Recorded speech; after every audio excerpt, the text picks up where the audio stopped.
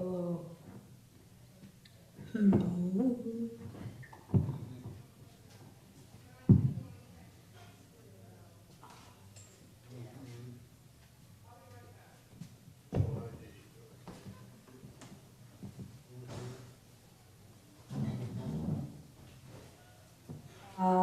Oh, sorry.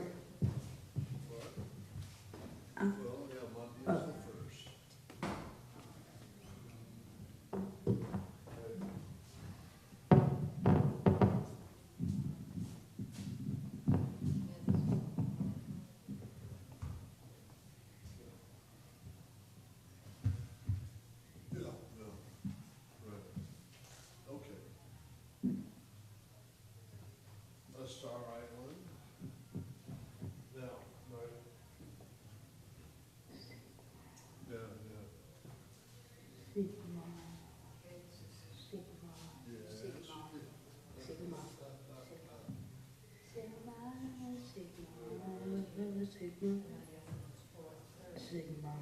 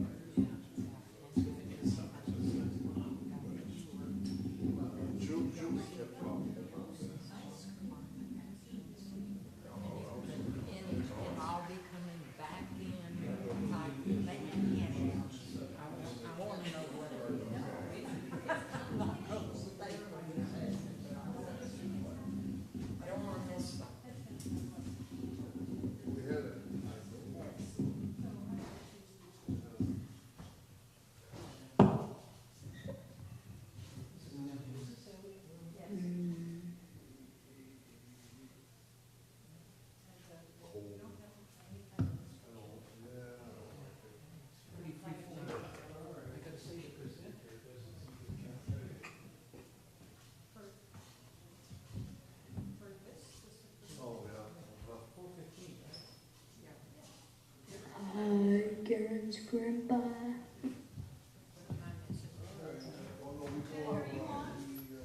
Ted, you're 5 minutes late starting. Yeah, I was just waiting because there were people. Ring the bell? Should we ring the bell? Yeah, I suppose. No, it's just got it from there.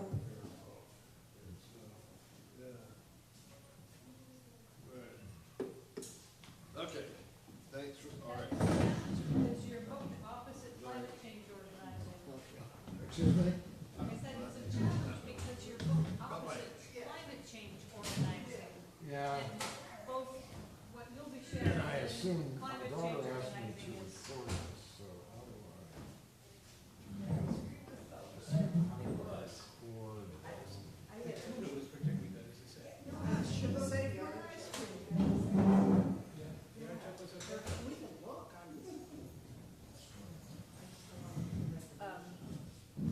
I just talked with Jenny.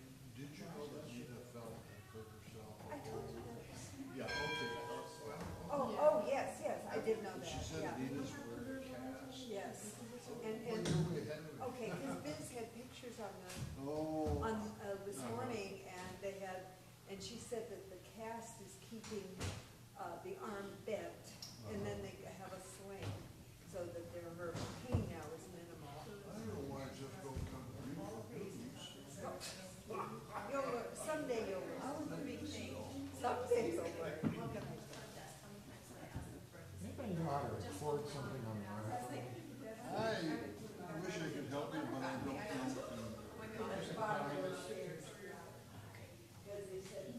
Oh, Are you looking at an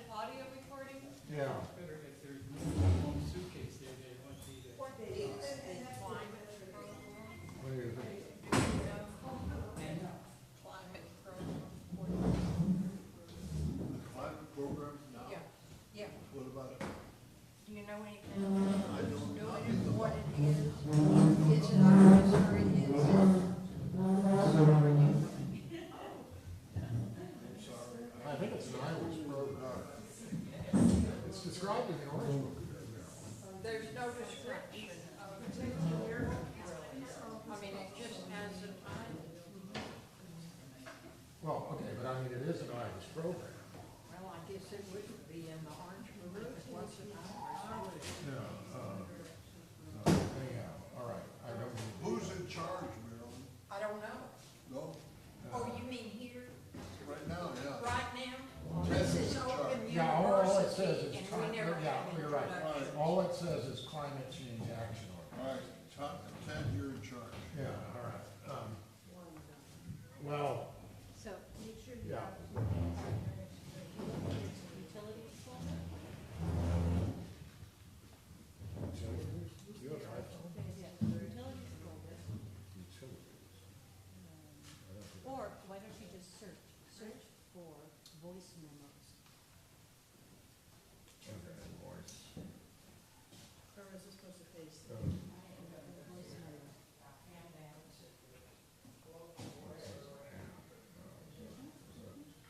But that's on the web, I want it here. No, it's, you tap it there, you just open voice memo.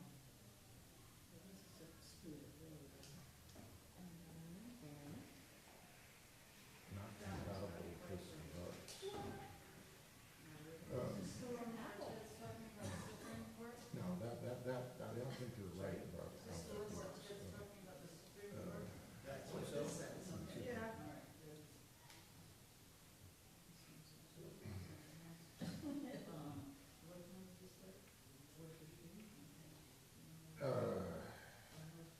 No, I don't have it. Yeah, I mean, if you could record it, my daughter would be, I wouldn't know how to get it on my phone, but I mean, hold on, let me just see. in the same direction, I can't. This is to prove that I'm not a robot.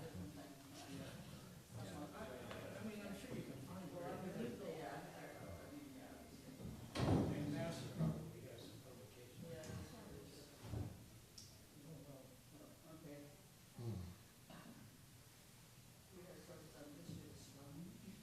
Yeah, history is strong, but it's a different thing.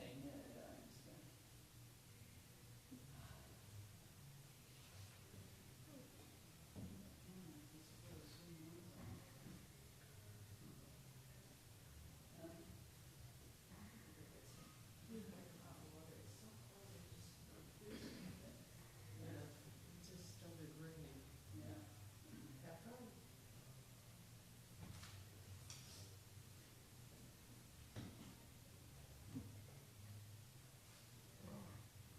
Does anybody want anything? If I go get hot water?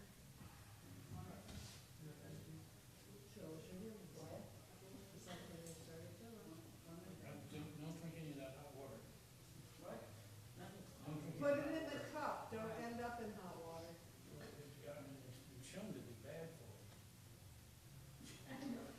Well, sorry, I was just seeing if I could, my daughter had asked me to record this. I was seeing Face the direction of. capability of doing that, but I don't seem to, so, she'll just have to get her own individual presentation. I would say make it point the same way that you. This is my somewhat random, because we don't have anywhere near enough time to obviously cover all of the Supreme Court decisions from the year. So I'm going to note some of the ones that I think, whether I can remember, some of them came out earlier in the term. Some of them were more, many, of course, decisions are not things that most people are particularly concerned about or interested in. So I'll try to hit the ones that you may have heard of and that I consider to be the most important, and then talk a little bit, if time allows, about some trends. And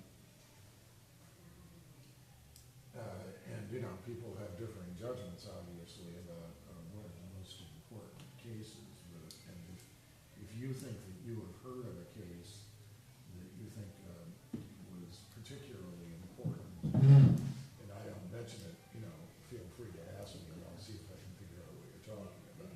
Use the microphone since, Excuse me? does that microphone work? That might help. Or do we say? It's not gonna, does anybody have any trouble hearing me?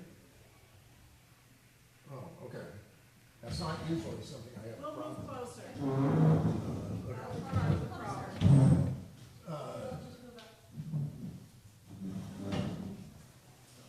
Usually issues that Just relate, because we're getting music from the other room. Oh, that's why. usually issues that relate to being able to hear somebody, or the opposite with me, people tell me that I am speaking too loud as opposed to not. If someone were recording the Zoom, it's recorded, but I think we don't have a tech person here. So, I'm actually going to start off with a couple of important, what I call government structural cases, whether or not you have heard of them, because I think they are pretty fundamental to the operation of the government and actually don't necessarily come in relating to the conservative liberal split, although there were plenty of decisions relating to, by the 6-3 conservative to liberal ratio now.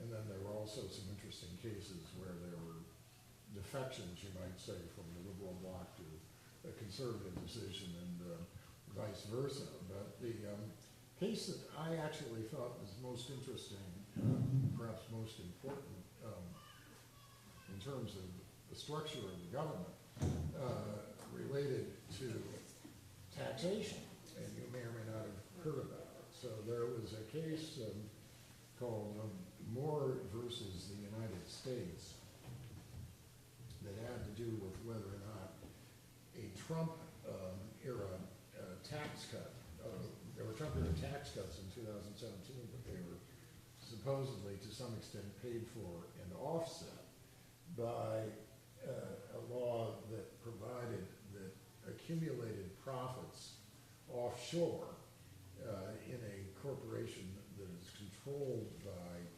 U.S. persons could end up being taxed to the owners in the United States, notwithstanding the fact that there hadn't been any distribution of the profits out to the shareholder.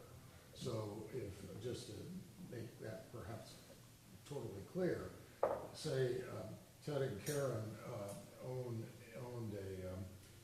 controlled a corporation that was offshore and earned and was not subject previously to taxation in the United States unless it actually distributed money out to them in dividends or something. What this provided is that if such a corporation has accumulated profits, that they could be taxed on it regardless of whether or not they actually repatriated the money into their own hands. And this was challenged on the basis of provisions in the Constitution with regard to what is called direct versus an indirect tax. And one of the more obscure provisions in the Constitution, but an important one, it provided the original Constitution that if Congress wants to impose what's called a direct tax, that it has to be apportioned among the states in accordance with the population of the states. So that each state, interesting, that would mean that, among other things, you couldn't have a rich state pay a higher proportion of the tax than a poor state. It would have to go per capita according to the population. Not surprisingly, but other kinds of taxes like what were originally taxes of a lot of the time in the earlier part of the country, the most important source of revenue was was not anything that you would have thought was a direct tax by the federal government, but things like duties on imports and stuff. Those didn't have to be apportioned among the states, but they had to be the same regardless of where you were. So the question is, well, what's a direct tax? And the general view is, well, you know, like it would certainly be a direct tax if Congress sought, like your local government, to impose taxes on real estate. But then in 1895, there was a decision by the Supreme Court that said that income derived from property that would otherwise, if it were taxed via direct tax, was also within that prohibition. That was a much reviled decision, which was reversed by the 16th Amendment, which said that the Congress can level taxes on income, however derived. So the question is, what is income? And if you have money in this corporation that you guys own that was sitting offshore but hadn't been distributed to you, could that be considered income, or would it be considered to be a direct tax simply on your holding of shares that couldn't be imposed? And what the Supreme Court decided was, well, there's a long history of imposing taxes on entities like partnerships. There's the fundamental divide within the federal taxation regime between income taxes on partnerships, where you have what is called pass-through taxation, where you owe income on money that is earned at the entity level, regardless of whether it's distributed to you, and corporate entity taxation, where the entity pays the tax, but you don't get taxed on it until it's distributed. And the majority said, you know, this is a closely held corporation, which is to say it's not owned by a bunch of people, but controlled by a small number of people. And in that case, at least, it's legitimate for the government, for Congress to impose tax on the owners, regardless of whether or not they actually had the money distributed out to them. Now, there was dissent by Thomas and Alito, and they said, well, you know, although it wasn't clear exactly what their standards were, they said this should be viewed as a direct tax, and Barrett and Gorsuch did a concurrence in which they said, well, yeah, this is all right, but you know, if you'd done it on a more widely held corporation, we're not so sure. And what's the significance of this from a policy standpoint? Well, you've probably heard about the possibility on the left wing, although I'm not sure it has much of a chance of actually passing, but you've doubtless heard of the idea of imposing a wealth tax, and, you know, which would be just a tax on a certain level of wealth. And the issue is exactly whether a wealth tax would be deemed to be a direct tax, which then could not be imposed in the way that people would like it to be because of this restriction in the Constitution. There's another theory that would say, well, what is income? Well, even if you haven't actually gotten cash in your hands by selling something, and it should be considered income to tax property that increases in value, even though you don't do anything to sell the property. So, you know, the idea is that income, if you hold a piece of property, real property, stock, anything, if it goes up in value from year one from $100,000 to $200,000, but you continue to hold it, nevertheless, that $100,000 increment in value should be considered to be income. Now, it's pretty clear that at least 4 justices don't agree with that.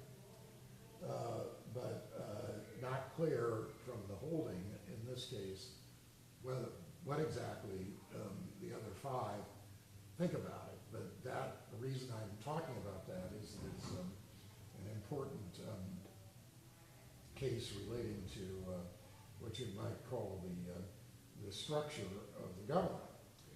Now, another important structure of the government case, which you may have heard about, was the financing of the Consumer Finance Protection Bureau, which some of you may know is financed when Congress established the CFPB. It said we're not going to be like most federal agencies appropriating money every year or two to finance the CFPB. In general, Congress can appropriate money anytime, any way they want to, over any period of time they want to, although there is a prohibition in the Constitution on appropriating money for a standing army more than 2 years at a time. But what they did with the CFPB was to say, we're not going to do that. We're going to establish a certain amount of money that the CFPB can draw from the Federal Reserve.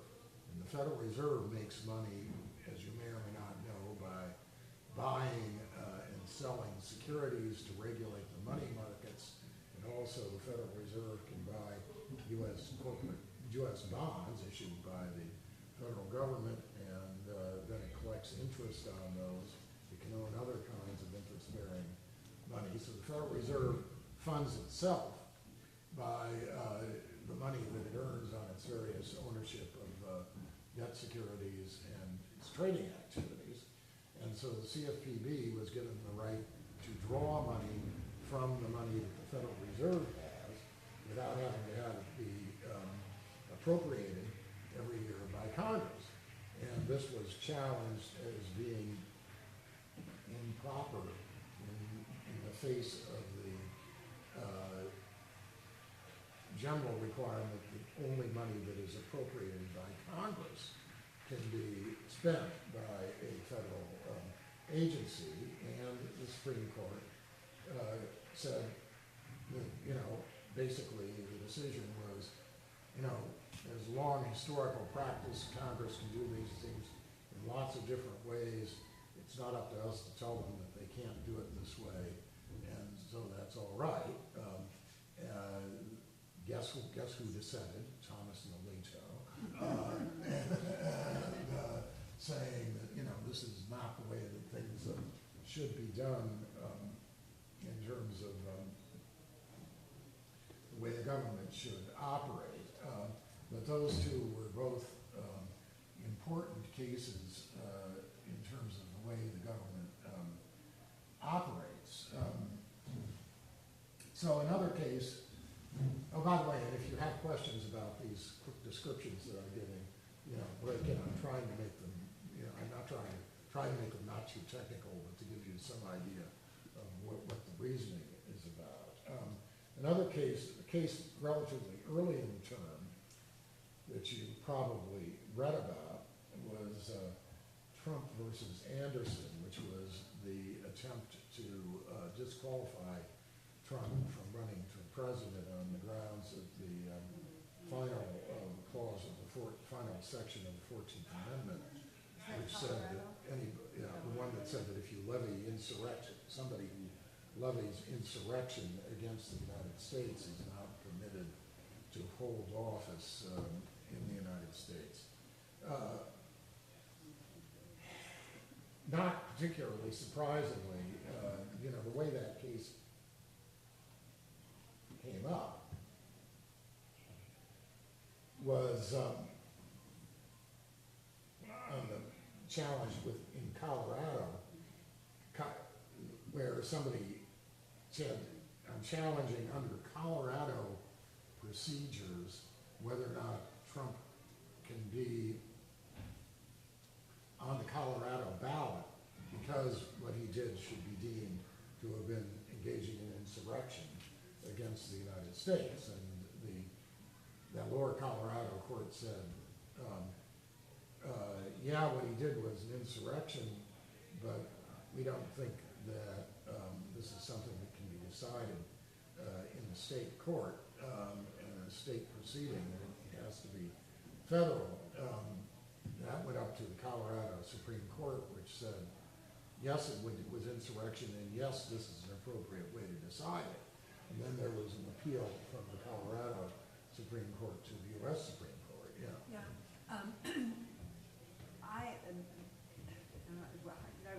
He was not convicted of insurrection. So was that the issue of why it was? Yes, I'll get to that. Oh, I'm That sorry. was, so, court unanimously agreed that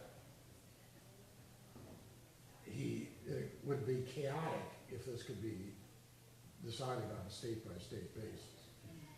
The liberals dissented or concurred, rather than dissented, because they agreed on that basis, but because they also dissented from what was said in the majority opinion, because the majority opinion not only said that, but also that there has to be a procedure established by Congress for the disqualification to be effective. So, if you read the words of the raw words of the amendment, of that portion of the 14th Amendment, you could easily come to the conclusion that it's what we call self-executing, which is to say, somehow if you could manage to get the case into federal court and convince the court that what Trump had done constituted engaging in insurrection, that would disqualify. But there is another provision in the amendment that says that Congress has the ability to enforce this. I don't think the majority was correct, but they said, in order to properly decide whether or not this kicks in, there has to be a mechanism decided by Congress for that decision to be made. And in that respect, they followed an opinion by Salmon Chase, who was the Supreme Court, the Chief Justice of the Supreme Court in 1869, that said that this was not self-executing in a different context. Three liberals dissented from that, saying you didn't need to reach that point, and in our view, it could very well be self-executed. There is a criminal statute that Trump has not been charged under that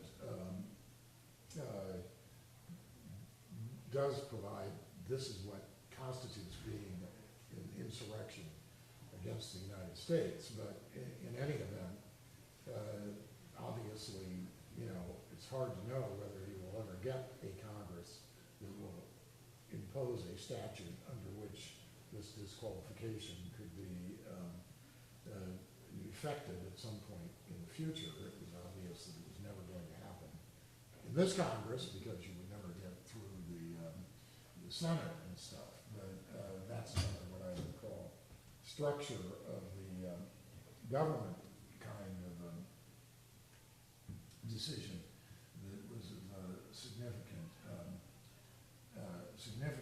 So I'll talk to, you probably also heard the decision that just came down. So the bottom line on this one is the state of Colorado cannot keep Trump off the ballot on these grounds. Is that correct? Yeah, because it's not something that could be done on a state-by-state basis, is what the Supreme Court basically said. What about the issue of him being he was never convicted of it? Well, he hasn't been That convicted of seemed- anything like that at this Right, point. so would that preclude the possibility of being, Well, right now, of course, those cases are not gonna, the case relating to January 6th is clearly not gonna go to, the one big case that we haven't had a decision on, it'll probably come down on Monday, maybe Tuesday, certainly before the 4th of July, is Trump's claim to presidential immunity for this January 6th stuff. Now, I'm reasonably sure that the Supreme Court is not going to, even with the conservative majority, is not going to give him anything like full immunity. But my guess is that they're going to say you need to have some pretty, some fairly strict thinking about what is it that the president does qua president versus doing something that he would be doing, you know, that he's essentially doing as a private party candidate, and how to divide one or the other, and that's what the court took the case to decide.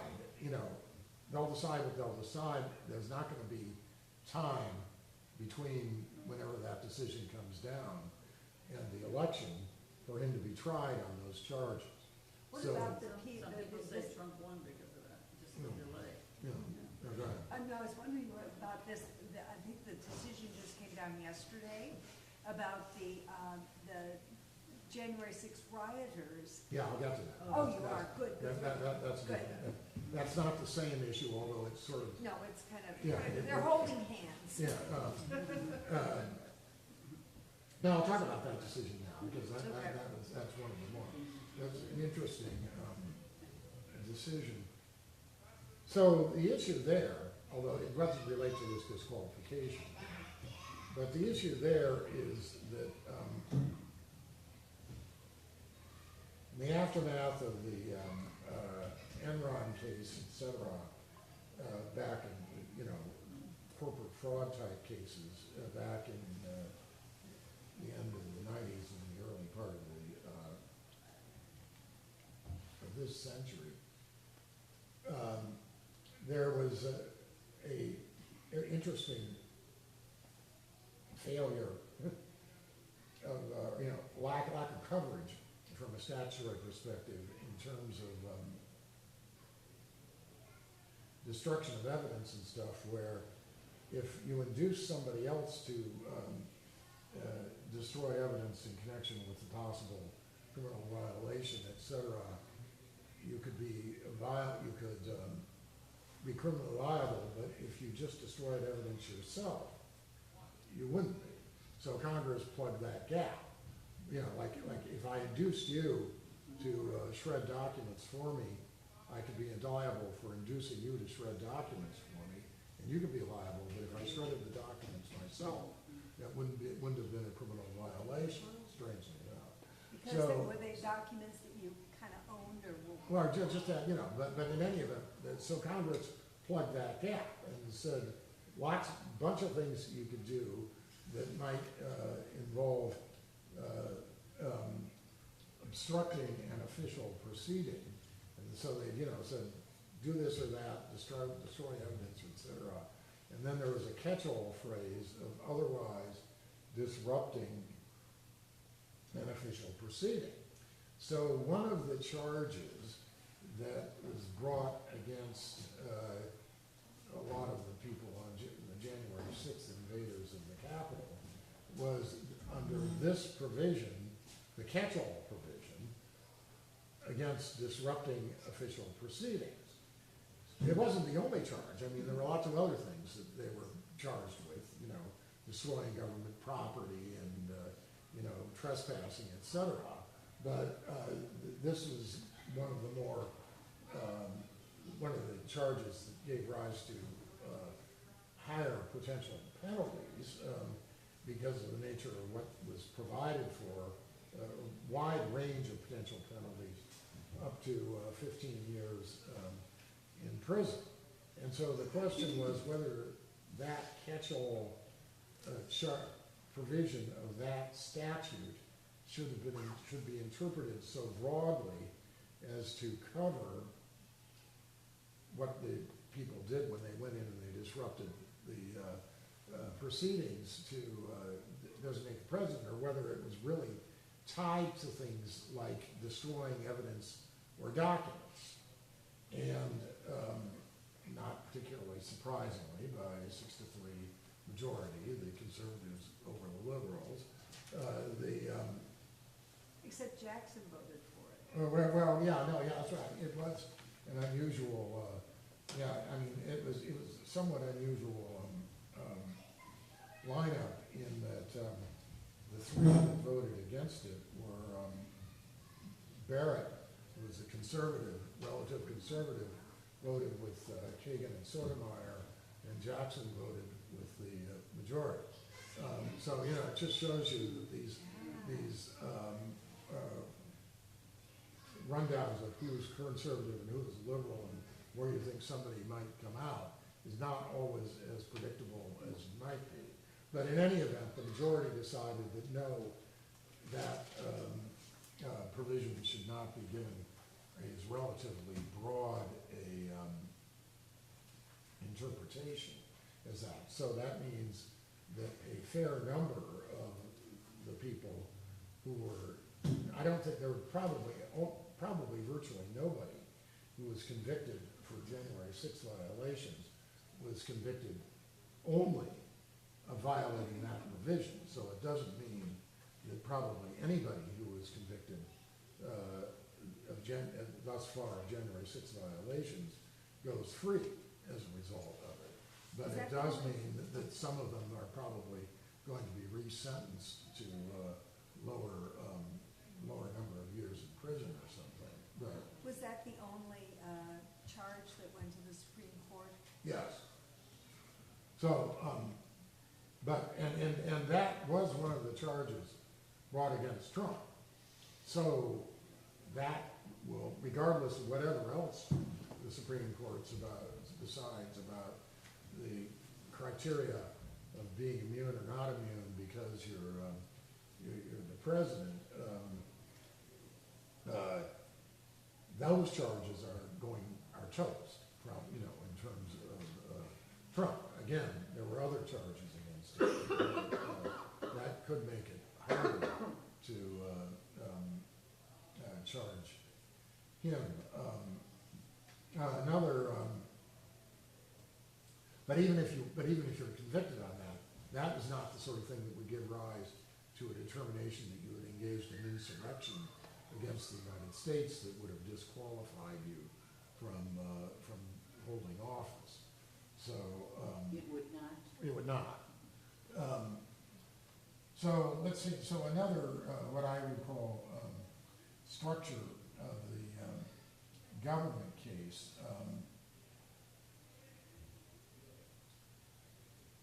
was a case against that you may have read about. It had to do with the way in which the Securities and Exchange Commission can bring charges against somebody who was accused of violating certain aspects of the securities laws. In this case, the anti-fraud provisions of the Investment Advisors Act. So the issue there was when Congress passed the Dodd-Frank Act, it allowed the SEC, for a long time, this is true of a lot of federal administrative agencies as well, it allowed the SEC the SEC has been allowed for a long time to choose, in some cases, whether or not, if they wanted to sue somebody for violating one of the securities laws, whether they would go into federal court to sue them, or whether they would bring an action internally within the SEC in front of what's called an administrative law judge, and then different procedures. It could be appealed to the Securities and Exchange Commission itself, and then it could be appealed from the Securities and Exchange Commission to a court of appeals, to a court.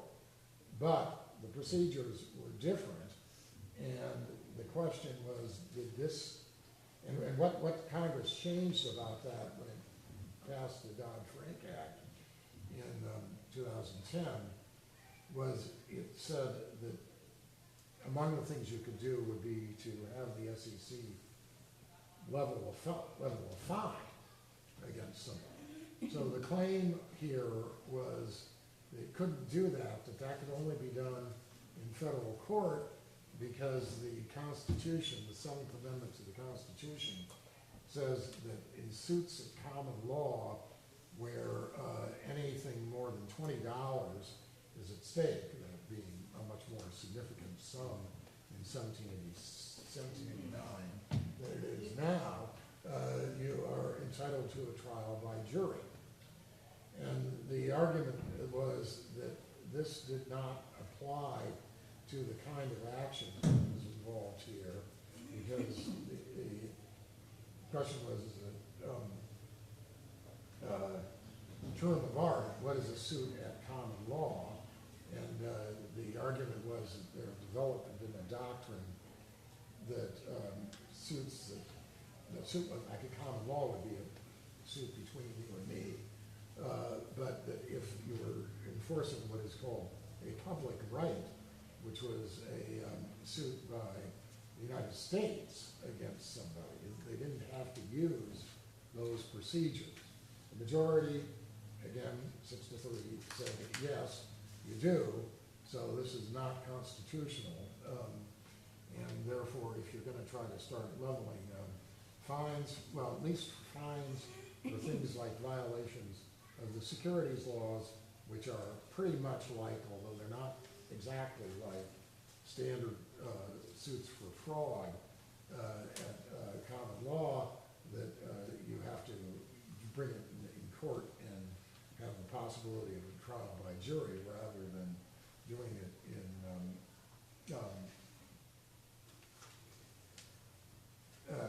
administrative proceeding. It's hard to know how important that is, but there are a lot of agencies that do have these kinds of internal procedures, and what exactly the implications of that are in terms of having to do things in court versus in a different kind of procedure are not entirely clear. So Ted, your example was of the SEC with their own possible system, and it should be in courts. Are there other agencies are you saying it's other agencies Well, as well? yeah, I mean, it's not clear exactly how far the decision extends, because they talked a lot about, the majority talks a lot about the fact that these anti-fraud provisions of the securities laws are similar to traditional causes of action for fraud, although there are significant differences between them.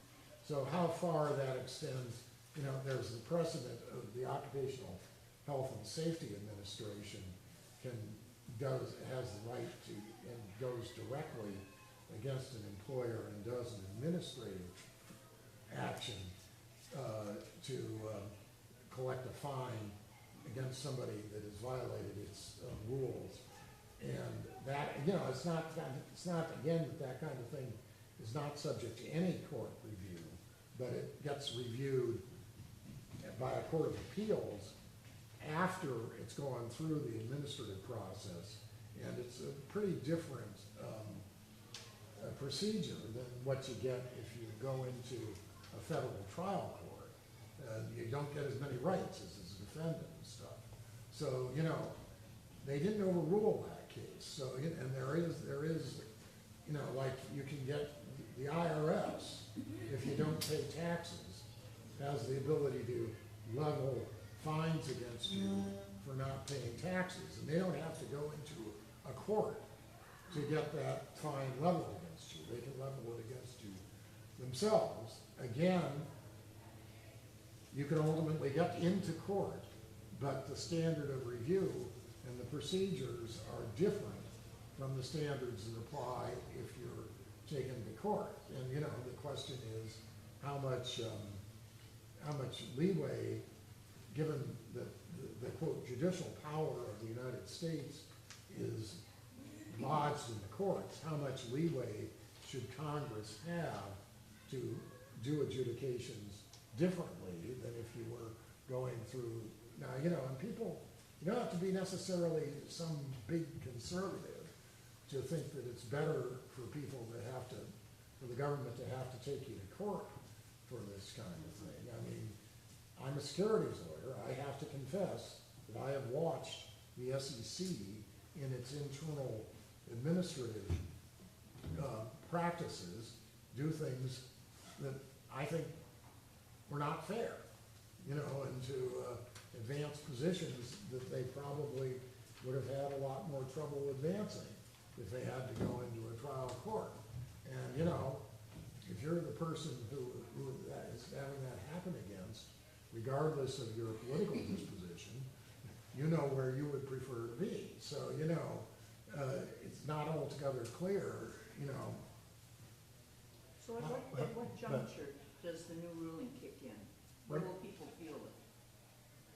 Well, it'll mean that, it will mean that the SEC will have to go into a federal district court to bring this Initially. kind of an action I see. against somebody, rather than bringing a provision. So another very important, or what it certainly will see talked about as being an important structure of the government case is a case called Lopar versus Raimondo, which just came down last couple of days. It got rid of what is called Chevron deference. Now, what does that mean? This all has to do with what we call the administrative state. Congress passes statutes that confer various kinds of discretion on all sorts of administrative agencies. And frequently the discretion is apparent in the face of the statute. Like they say, you know, we empower the Environmental Protection Administration to do X, Y, and Z, you know, subject to some standards of reasonableness and review, but the courts are supposed to allow the administrative agency to do those things unless the court decides that the agency is doing something that's simply outside of the power that has been delegated, or in some extreme cases, although it's not, there's what's called the non-delegation doctrine, to the effect that Congress just can't delegate that authority at all and has to exercise it itself. Now, the non-delegation doctrine has not been used, has not been popular ever since it was basically pretty much thrown out in the 30s. But what Chevron deference was about was a greater degree of deference, not just when there has been an explicit delegation of power to an administrative agency, but also in general, if in the process of construing a statute, an administrative agency made a reasonable decision in a context in which something in the statute was ambiguous. So the court was supposed to, under the Chevron doctrine, use all of the mechanisms that a court usually uses to try to determine what a statute means, but then if there was a lingering ambiguity, the idea was that an administrative agency would be able, if it gave a reasonable interpretation to that ambiguity, a court was supposed to step aside and say, all right, what you say governs. And this is a doctrine that had been enunciated, interestingly enough, by none other than Justice Scalia back in the 80s, but has been a target of conservatives for a very long time on the grounds that it puts too much authority in the hands of administrative agencies, and that questions of law have to be decided by a court. And so finally, after there being mootings about the possibility that the Chevron doctrine was going to be overruled, that's what the 6-3 majority did. It overruled the Chevron doctrine. this is, you'll see lots of people saying that this is really important. I must confess, I actually don't know how important it is going to be. I mean, it's going to, you know, you know, as I say, it doesn't deal with the situations in which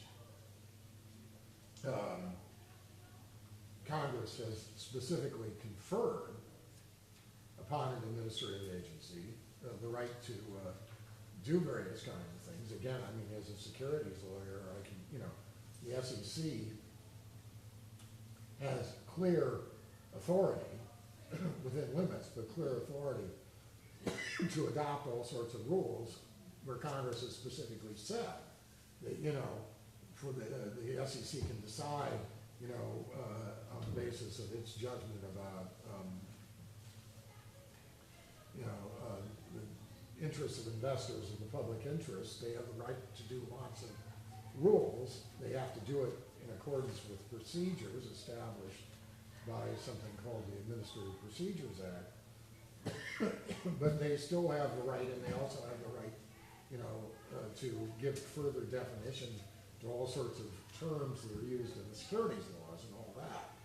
All of that is still going to be there with regard to the SEC and lots of other federal agencies. So this is, but this kind of background principle that says that agencies' decisions with regard to interpretations of ambiguous provisions should be upheld in other contexts where there isn't that kind of a specific statute by statute delegation of authority.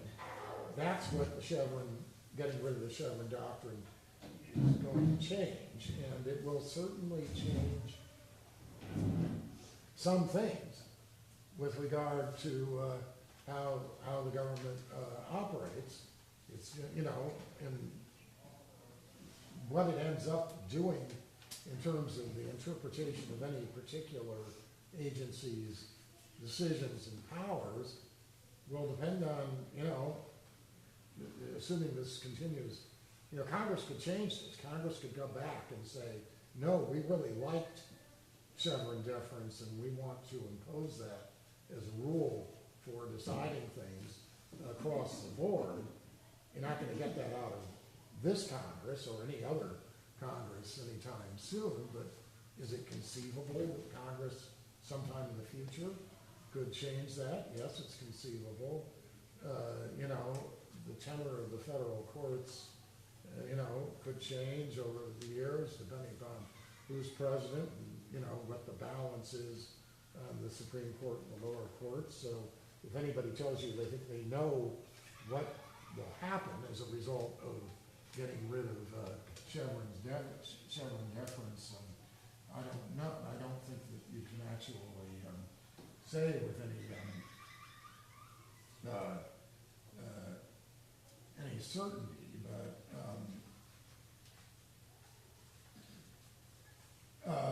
let me see. So there are a couple of other, let me talk about there's a number of other ways in which just looking at what happened, you had a bunch of different decisions that, you know, were the decisions that you might expect out of a court that has 6 conservatives and 3 liberals on them. They weren't necessarily all decisions that, you know, we don't have time to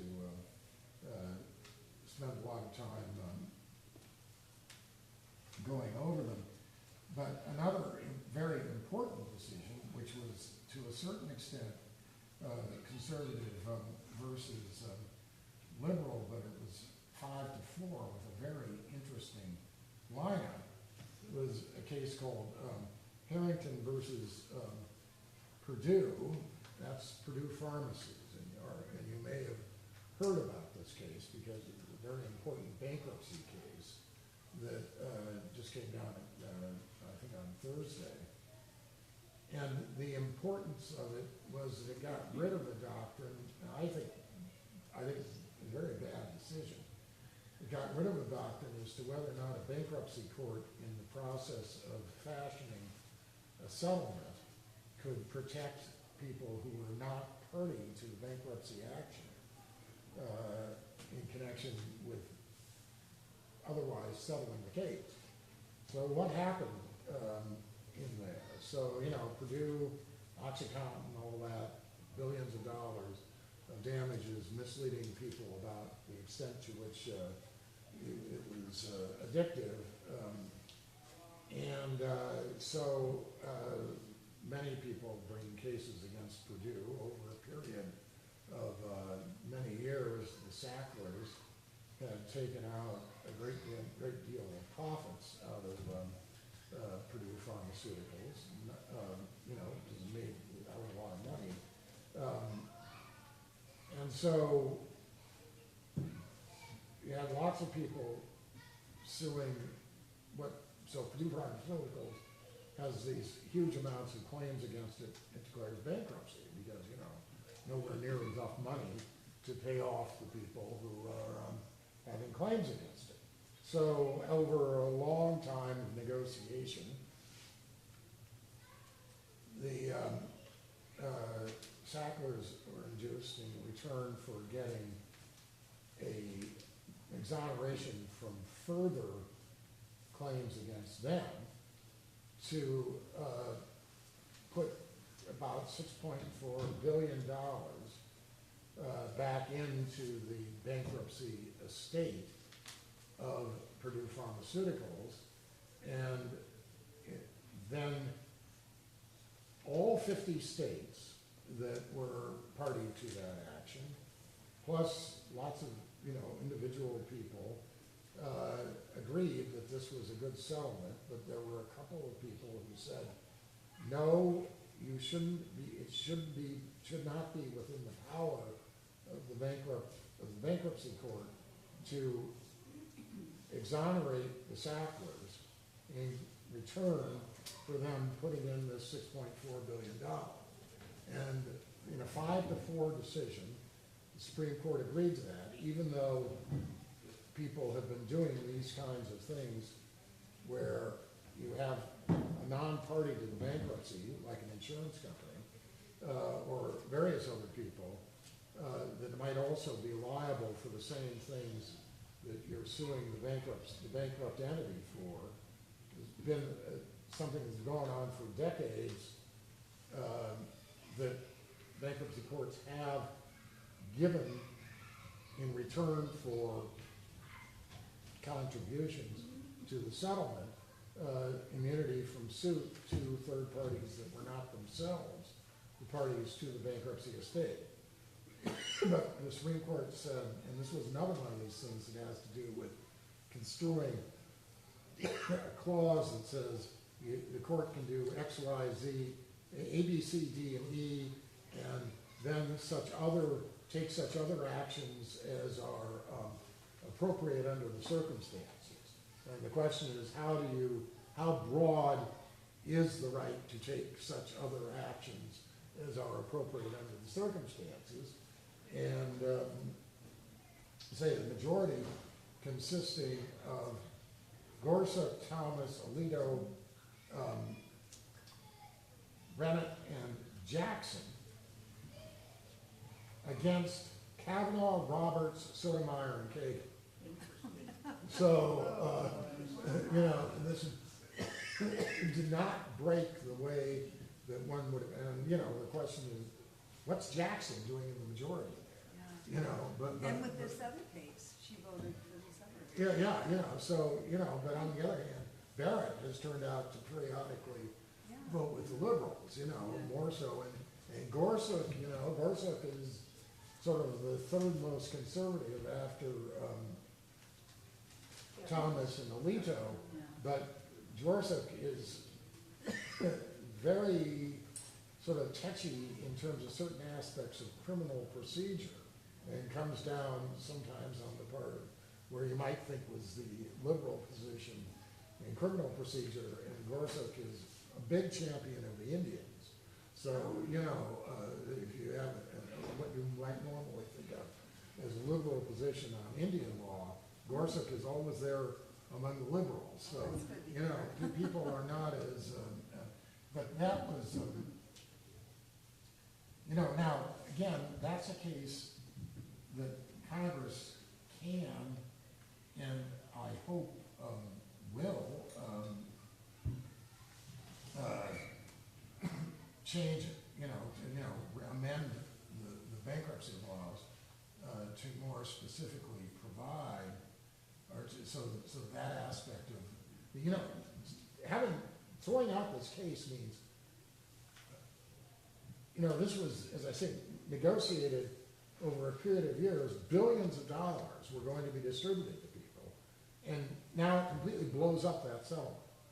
You know, and what happens, you know, to, it's not clear how much the Sacklers could be validly sued on their own basis for those charges, among other things, because, you know, a lot of the Sacklers, this is a closely held corporation, they were serving as officers and directors of the corporation. They all had what we call indemnification agreements between them and the corporation, which is to say that, you know, if I'm sued because I was doing my job as an officer or a director working for the corporation, I have an agreement with the corporation that the corporation has to indemnify me if I am held liable. You know, now there are exceptions to this, but you know, in this case, probably a lot of those people, if they tried to sue the Sacklers, Sacklers would turn around and say, I'm indemnified by the corporation, so I don't owe you any extra money, you know, and how, this is not a good result, you know, coming out, but that's what this is all part of what I would call crabbed interpretation of statutes by the majority in various different contexts. So another crabbed interpretation of a statute that you probably heard of was the bump stock case. You know, so, you know, after, you know, shoot lots of people in Las Vegas, you know, with the bump stock, you hold a, so there's a long-standing gun control law, one of the ones that has survived, that said that, you know, you're not allowed to own a machine gun.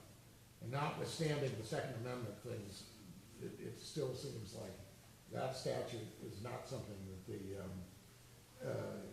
Supreme Court is saying is a violation of the Second Amendment, so you can be prohibited from owning a machine gun.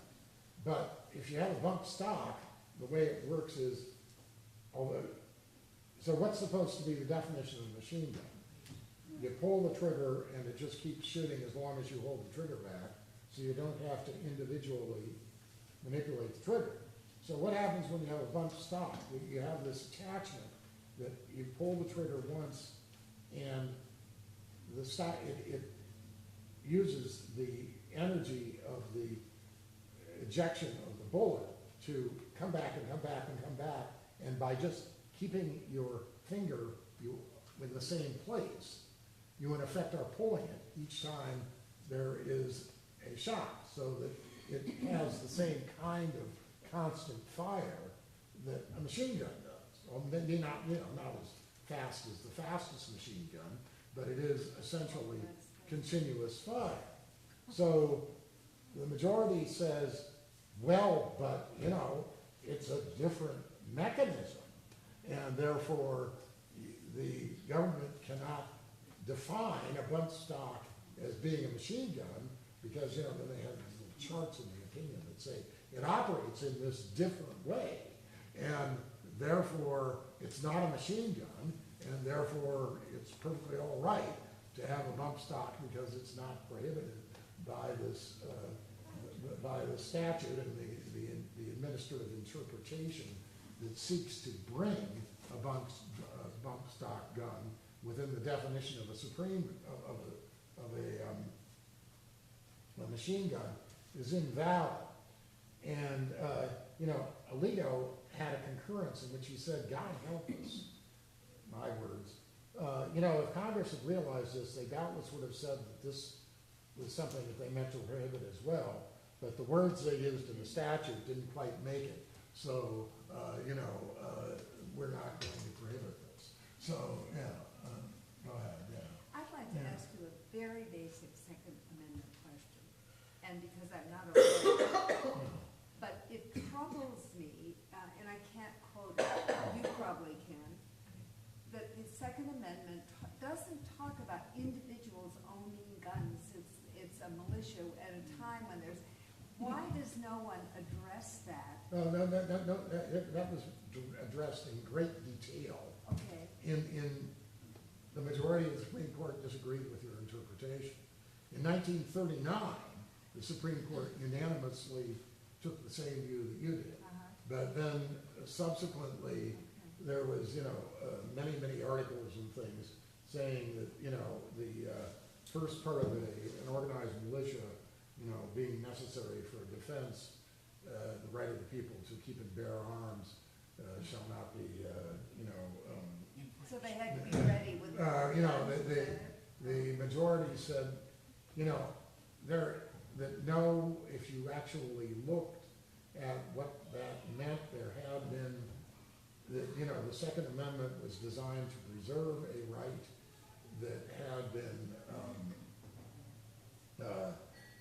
established under English law since the Glorious Revolution, with certain exceptions, et cetera, and it really did, in fact, mean the right to the individual bearing arms, and not just in connection with saying that you have to be able to go to a central community place and pick up your rifle to operate as part of the militia.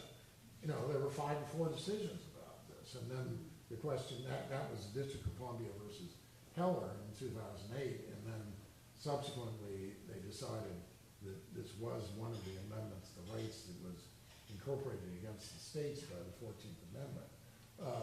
You know, subsequent to these decisions, you know, there's some law review article by 100 historians that says that no, the Supreme Court majority got it wrong, but, you know, it wasn't that wasn't, you know, debated. It's that our side lost. But there was one Second Amendment case where one of my view, the good guys actually won this time, which was domestic violence case, which you may have read about, where 8-1, guess who dissented? Well, we have 2 choices. But 8-1. Was it Thomas or Leah? Thomas. The Supreme Court said, yeah, if somebody has got a domestic violence conviction against them, you know, or an order against them, that a federal law that says that under those circumstances, they're not allowed to own a gun is in fact enforceable. You know, so there's long consideration in the opinion about, yeah, there were some ways in which historical practice said that, you know, their view was historical practice, which was incorporated in the majority, or in the view that the Second Amendment does protect the right to arms, but there were exceptions for people who were found to be dangerous, and you know, they were sufficiently like saying that if you're found guilty of domestic violence, that you can be forbidden to own a gun. And Thomas, of course, said, well, those historical things weren't sufficiently similar, so as far as I'm concerned, that this isn't valid. He does have a law degree, doesn't he?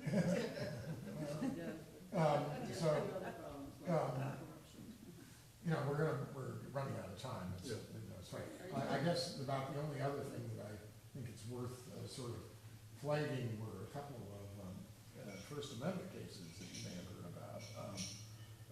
One was an NRA case that related to whether or not the insurance department of the state of New York could, or whether this was on the case hasn't gone to trial, but it was a question about whether or not the allegations of the complaint could survive a motion to dismiss. The claim was that you know, as you probably have read, the NRA has gotten into big trouble with the state of New York and all that, but that's not what this was about. This had to do with the fact that the NRA had gotten insurance that that allowed people to get insurance against deliberate acts of violence, which was in violation of New York law. It said you're not allowed to get insurance for that purpose. So the insurance commissioner in New York then allegedly tried to use this, insurance that shouldn't have been written against the people who were writing the insurance, including some syndicates of Lloyd's of London, to say, you shouldn't be dealing. The NRA is noxious. We really don't like the message supporting gun rights, and we won't go after you for these violations if you agree that you won't write insurance with the NRA at all. And the NRA brought this as a First Amendment case, saying, the government has the right, to express its own point of view, but you can't threaten somebody for expressing a point of view that you don't agree with by saying you're going to punish them using government power for, get somebody else to refuse to deal with them because you don't like the fact that they support gun rights. So that was a free speech issue. Yeah, so it's a free speech issue. Oh. And you look at that, and again, those were, that was a unanimous decision. There were some questions about, exactly what its parameters should be. But, think about how that actually might, another example that you probably saw that was something similar that was settled, but you probably read about the Disney fight with DeSantis. Oh, yeah. So, Disney says we want to be supporting various kinds of rights of our employees, and we disagree with the policy of the state of Florida, and we're going to speak out against it. So Florida then, cut back on Disney's rights to do a self-administration of the property that includes Disney World. And one of the things that Disney was suing Florida about was that you were retaliating against us